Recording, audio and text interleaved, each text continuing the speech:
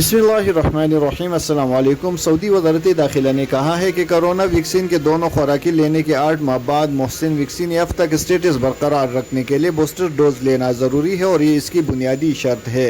अरब अखबार के मुताबिक वज़ारत दाखिला के अहदेदार ने जुम्मे को बयान में कहा है कि पब्लिक ट्रांसपोर्ट के इस्तेमाल, तकरीबात और मुख्तलिफ प्रोग्रामों में शिरकत के लिए वैक्सीन याफ्ता होने की जो शर्त मुकर्रर की गई थी, इसमें एक इजाफा किया गया है। पहले 2 खुराकें लगवाने के 8 माह बाद बूस्टर डोज का हुसूल ज़रूरी है।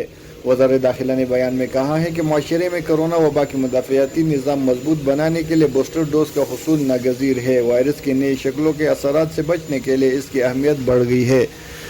दूसरी खुराक लेने के 6 माह बाद खून में एंटीबॉडीज़ कम हो जाती है। दूसरी खुराक के 6 माह बाद बूस्टर डोज जल्द अज जल्द हासिल कर ले। मजीद कहा है कि 1 फरवरी 2022 से ये पाबंदी लगा दी जाएगी कि 18 बरस और इससे ज़्यादा उम्र के तमाम लोगों के लिए बूस्टर डोज लाजमी होगी। इसके बगैर तवक्कुल नैब में मोहसिन का स्टेटस बरकरार नहीं रहेगा।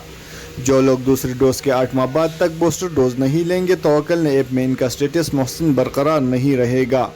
वज़ारत दाखिला के मुताबिक 1 फरवरी 2022 से अगर दूसरी खुराक पर 8 माह गुजरने पर बूस्टर डोज न लेने के बाद तवक्कुल नैब में मोहसिन वैक्सीन याफ्ता का स्टेटस ख़त्म होने की सूरत में मुतल्लिक़ शख्स को मुख्तलिफ मकामात और प्रोग्राम में शिरकत की इजाज़त नहीं होगी।